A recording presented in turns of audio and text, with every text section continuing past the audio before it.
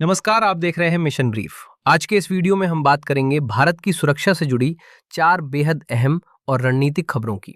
पहली, भारतीय सेना ने बॉर्डर पर ड्रोन खतरे से निपटने के लिए 35 किलोमीटर का नया एयर स्पेस सुरक्षा कवच कैसे तैयार किया है।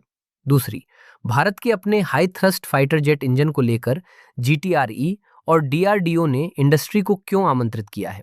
तीसरी, LRASHM हाइपरसोनिक मिसाइल अब किस निर्णायक ट्रायल फेज में प्रवेश कर चुकी है। और चौथी, भारत की न्यूक्लियर पनडुब्बी INS अरिदमम क्यों देश की समुद्री परमाणु शक्ति को और मजबूत बनाने वाली है। वीडियो के अंत तक बने रहिए क्योंकि हर खबर सीधे भारत की रणनीतिक ताकत से जुड़ी है। सबसे पहले बात करते हैं बॉर्डर ड्रोन सुरक्षा की। भारतीय सेना ने अब देश की सीमाओं के पास लो एल्टीट्यूड एयर स्पेस की पूरी जिम्मेदारी अपने हाथ में ले ली है। इस नए सिस्टम के तहत सेना अब बॉर्डर से 35 किलोमीटर तक और जमीन से करीब 3 किलोमीटर की ऊंचाई तक उड़ने वाले हर संदिग्ध ड्रोन और हवाई लक्ष्य पर नजर रखे। इसका मतलब साफ है, अब ड्रोन की स्मगलिंग, जासूसी या हथियार गिराने जैसी गतिविधियों पर पहले से कहीं ज्यादा तेज और सटीक कार्रवाई हो सकेगी।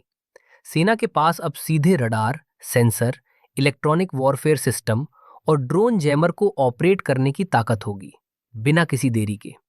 ये फैसला खास तौर पर पश्चिमी और उत्तरी सीमाओं पर बढ़ते ड्रोन खतरों को देखते हुए लिया गया है, जहां ड्रोन अब युद्ध का एक अहम हथियार बन चुके हैं। इस कदम से भारत ने साफ संदेश दे दिया है कि बॉर्डर की सुरक्षा अब सिर्फ जमीन तक सीमित नहीं, बल्कि आसमान तक फैली हुई है। अब चलते हैं दूसरी बड़ी खबर की ओर। भारत का अपना शक्तिशाली फाइटर जेट इंजन बनाने का सपना अब एक नए निर्णायक मोड़ पर पहुंच गया है। डीआरडीओ के तहत काम करने वाली गैस टरबाइन रिसर्च एस्टेब्लिशमेंट यानी GTRE ने भारतीय इंडस्ट्री को एक बड़े high thrust jet engine programme में साझेदार बनने का न्योता दिया है।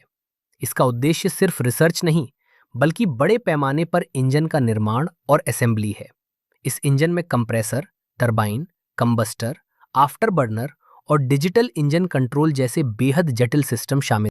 खास बात यह है कि ये इंजन भविष्य के तेजस मार्क 2 और एडवांस मीडियम कॉम्बैट एयरक्राफ्ट जैसे प्रोजेक्ट्स के लिए बेहद अहम माना जा रहा है। अगर ये प्रोग्राम सफल रहता है तो भारत पहली बार विदेशी निर्भरता से बाहर निकलकर अपने फाइटर जेट इंजन खुद बनाने की दिशा में निर्णायक कदम रखेगा। अब बात करते हैं भारत की हाइपरसोनिक ताकत की। Long range antiship hypersonic missile यानी LRASHM अब प्रोडक्शन कॉन्फ़िगरेशन ट्रायल्स के लिए तैयार हो चुकी है। अब तक इस मिसाइल के 3 सफल परीक्षण किए जा चुके हैं, लेकिन अब पहली बार इसमें लाइव वॉरहेड और एक्टिव सीकर के साथ परीक्षण किए जाएंगे। इन आने वाले ट्रायल्स में मिसाइल को समुद्र में चलते हुए बड़े युद्धपोत जैसे लक्ष्यों पर टेस्ट किया जाएगा। यह देखा जाएगा कि मिसाइल कैसे टारगेट को पहचानती है, बीच रास्ते में डेटा अपडेट करती है और अंतिम क्षणों में सटीक वार करती है। अगर ये ट्रायल सफल रहते हैं तो LRASHM भारतीय नौसेना के लिए एक गेम चेंजर साबित हो सकता है। हाइपरसोनिक स्पीड के कारण दुश्मन को प्रतिक्रिया का समय लगभग नहीं मिलेगा, जिससे ये मिसाइल समुद्री युद्ध में भारत की ताकत को कई गुना बढ़ा देगी। और अब आज की आखिरी लेकिन सबसे रणनीतिक खबर।